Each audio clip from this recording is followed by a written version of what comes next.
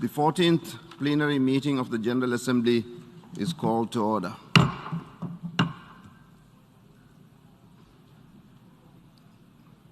I would like to remind members of the following mitigation measures that are in place for this meeting. All delegates are required to wear a face mask covering at all times whilst in public space and in General Assembly Hall, except when directly addressing the meeting. The size of a delegation should not exceed 4 delegates in the General Assembly Hall. We shall now continue the general debate. The Assembly will hear an address by His Excellency Narendra Modi, Prime Minister of the Republic of India. May I request protocol to escort His Excellency.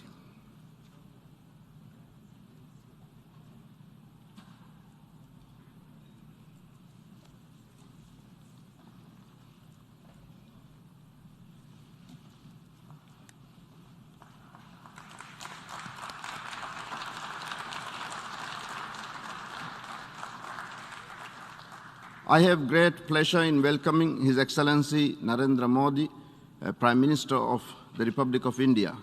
I invite him to address the General Assembly. Namaskar, साथियों. Good morning, friends.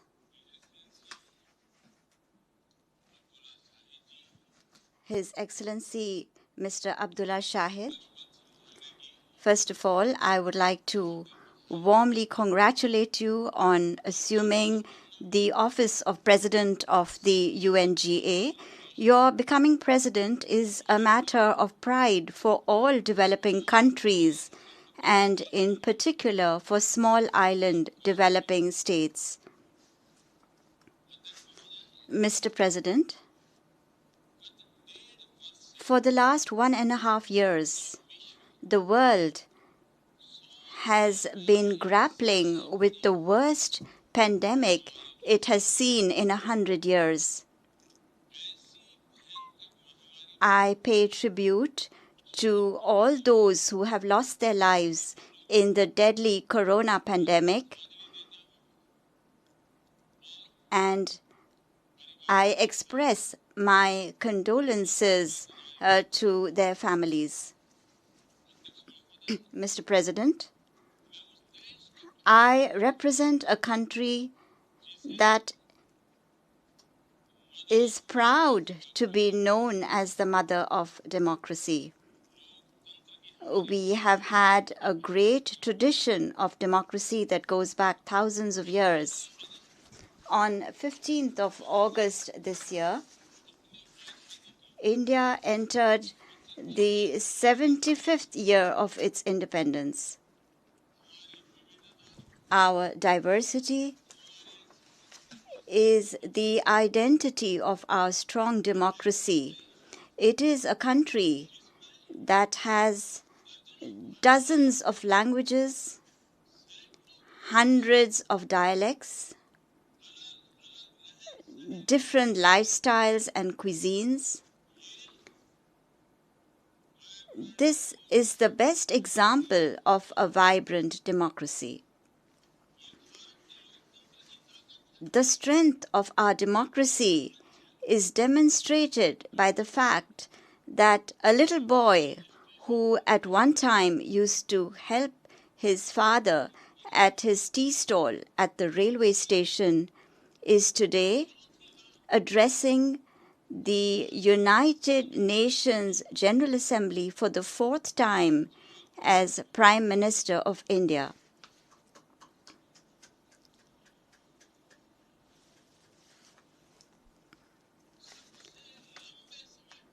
I will soon have spent 20 years serving my countrymen as head of government, first as the longest-serving Chief Minister of Gujarat, and then as Prime Minister for the last 7 years.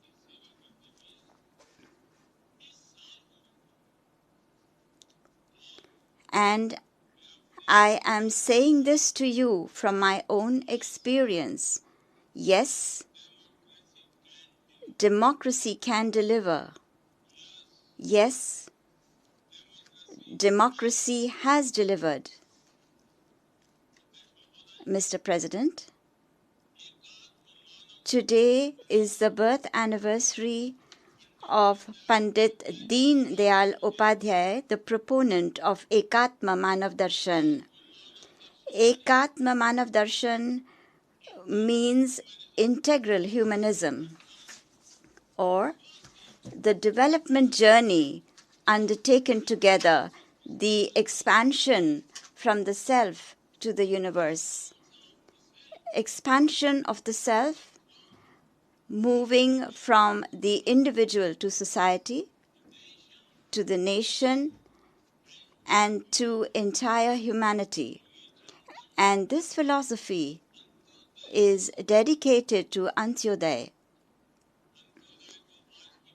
The modern day definition of Antyodaya is where no one is left behind. It is with this principle in mind that India today is moving forward on the path of integrated, equitable development. Our priority is that development should be all-inclusive, all-pervasive, universal, and one that nurtures all. During the last 7 years, India has brought over 430 million people who were previously unbanked into the banking system. Today, over 360 million people who earlier could not even imagine this was possible now have insurance coverage as security. By giving over 500 million people the facility of free treatment in hospitals, India has given them access to quality health services. By building 30 million proper homes, India has made homeless families homeowners. Mr. President, polluted water is a very big problem, not just for India, but for the entire world, and in particular for poor and developing countries.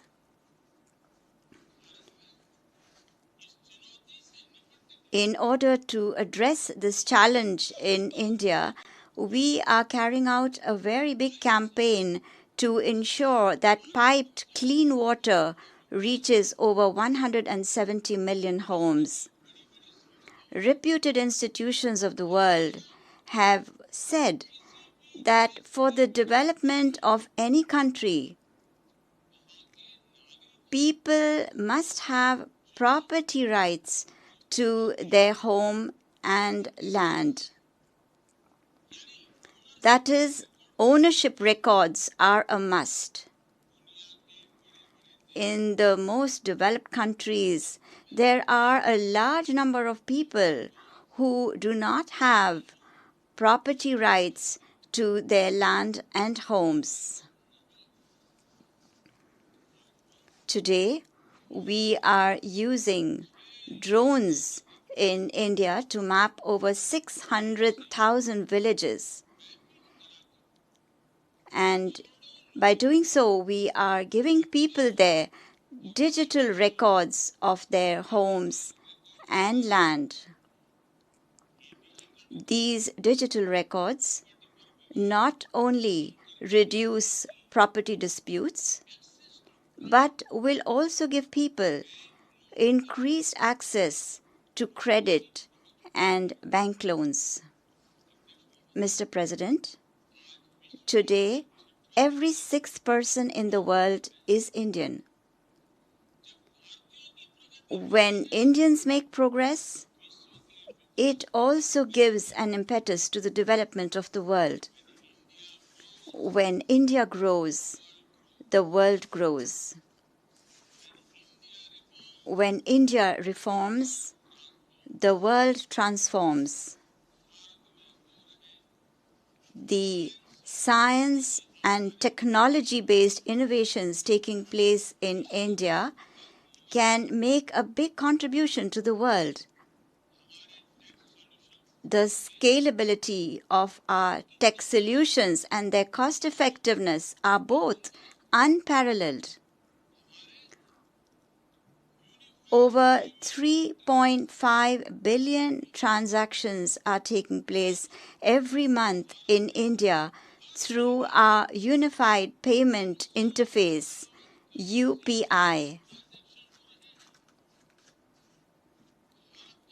India's vaccine delivery platform, CoWIN, offers digital support to register the administration of millions of vaccine doses in a single day. Mr. President, the India that puts into practice the principle of Seva Parmo Dharma, which means service is the highest religion, is today putting all efforts into vaccine development and manufacturing despite its limited resources. I would like to inform the UNGA that India has developed the world's first DNA vaccine. And this vaccine can be administered to anyone above the age of 12. Another vaccine, an mRNA vaccine, is in the final stages of development. Indian scientists are also working on the development of a nasal vaccine for the coronavirus. Deeply conscious of its responsibility towards mankind, India has resumed the process of providing vaccines to those who need it in the world.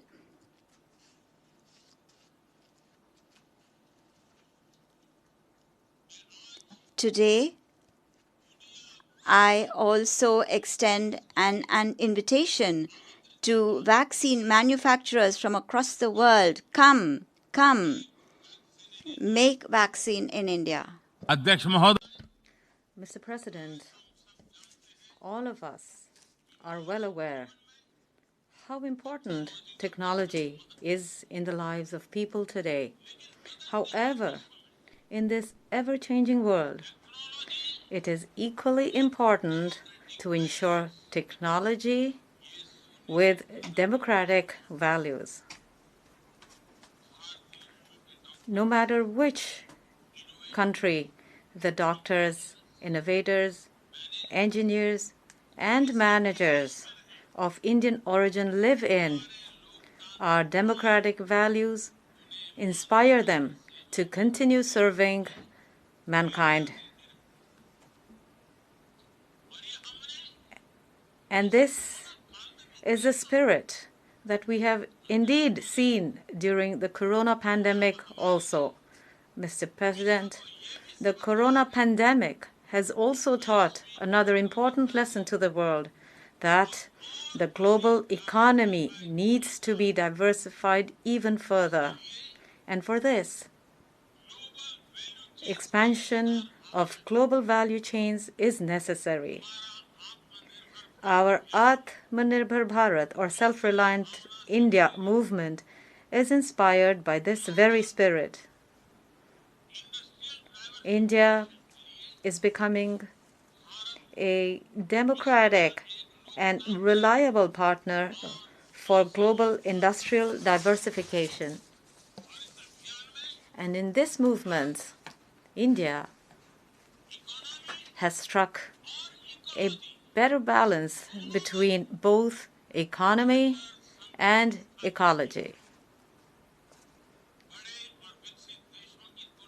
I'm sure that you all also feel proud of the efforts made by India with regard to climate change compared to those made by big and developed nations. Today, India is moving forward with great speed towards its target of 450 gigawatts of renewable energy. We have also started work on making India the world's largest green hydrogen hub. Mr. President, we are answerable to our future generations. When they ask, when it was time to take decisions, what were those people doing? Those people whose responsibility it was to give direction to the world. Today, the world is facing an increased threat of regressive thinking and extremism.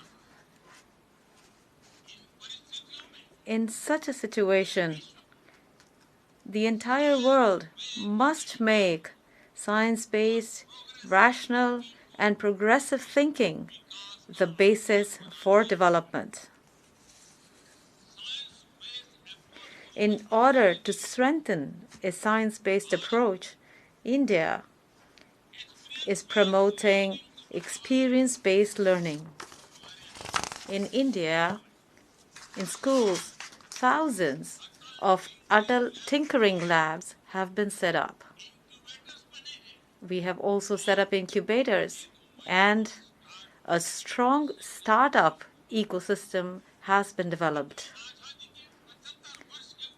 On the occasion of the 75th year of its independence, when we are celebrating the Azadi Ka Amrit Festival, India is going to launch 75 satellites into space that are being made by Indian students in schools and colleges. Mr. President, on the other hand, countries with regressive thinking that are using terrorism as a political tool, these countries must understand that terrorism is an equally big threat for them also. It is absolutely essential to ensure that Afghanistan's territory is not used to spread terrorism and for terrorist attacks. We also need to be alert and ensure that no country tries to take advantage of the delicate situation there and use it as a tool for its own selfish interests. At this time, the people of Afghanistan, the women and children of Afghanistan, the minorities of Afghanistan need help. And we must fulfill our duty by providing them with this help. Mr. President, our oceans are also our shared heritage, and that is why we must keep in mind that we must only use ocean resources and not abuse them. Further, our oceans are also the lifeline of international trade. We must protect them from the race for expansion and exclusion. The international community must speak in one voice to strengthen a rule-based world order. The broad consensus reached in the Security Council during India's presidency shows to the world the way forward for maritime security. Mr. President,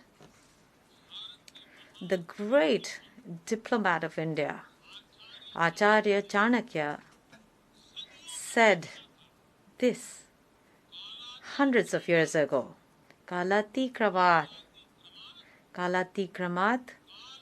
kal eva phalam pibati. When the right action is not taken at the right time, then it is time itself that causes the action to fail. If the United Nations wants to remain relevant, it will need to improve its effectiveness and enhance its reliability. Today, all kinds of questions are being raised about the UN. We have seen such questions being raised related to the climate crisis, and we also saw them during COVID. The proxy war going on in many parts of the world, terrorism, and the recent Afghan crisis have further highlighted the seriousness of these questions. With regard to the origin of COVID or regarding the ease of doing business rankings, institutions of global governance have damaged the credibility they had built, which was a result of decades of hard work. It is essential that we constantly strengthen the UN in order to safeguard global order, global laws, and global values. I would like to end my address with the words of the Nobel laureate Gurudev Rabindranath Tagore. Shubho Kormopothe, Shubho Kormopothe, Dhoro Nirbhayogan, Shob Durbol Shonyosh Hok Abushan, which means boldly proceed on your path of good deeds. May you overcome all weaknesses and doubts. In the context of the current times, this message is as relevant to every responsible nation as it is to the United Nations. I'm confident that our efforts will enhance peace and harmony in the world and will make the world healthy, safe, and prosperous. With these good wishes, I thank you all. Namaskar.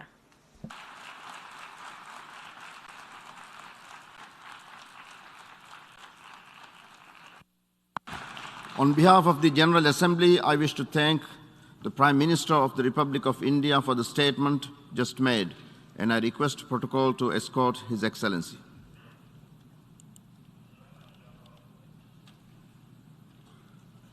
I now give the floor to the distinguished representative of St. Lucia to introduce